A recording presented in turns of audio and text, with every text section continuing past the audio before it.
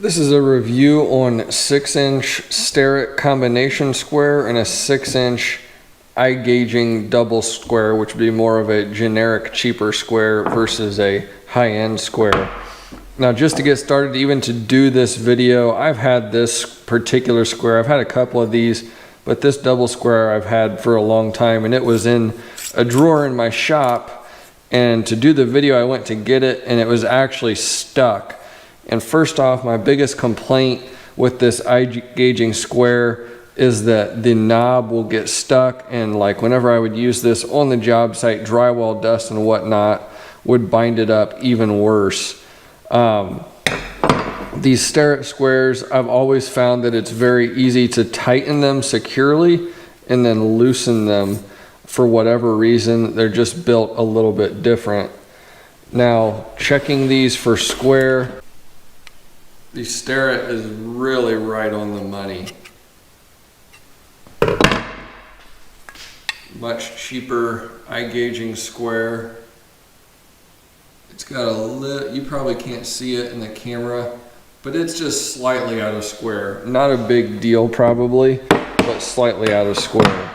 So what are you paying for with these different squares? More accuracy with the Starret. It's going to be a little bit more reliable. They're going to achieve the same things. Combination square is obviously going to have the 45 back here, which is going to allow you to mark at an angle. The double square is not going to have that. One thing I will also say about this iGaging square, you can see that the finish is not nearly as defined anymore. You can't see the lines nearly as well as what you can with the Starret. And I feel like this groove right here is worn and wearing out, which is probably only going to make accuracy worse over time. It's just not nearly as smooth as what this Starret is. You can just see how much smoother that is.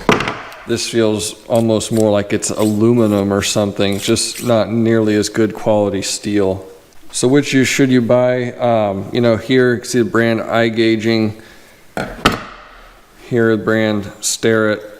This is going to be an heirloom tool. If you lose stuff, you know, go with something cheaper. But if you care about your tools and take care of them and you're not going to lose them and want something that's going to hold up for the long haul, the Starret would be the way to go.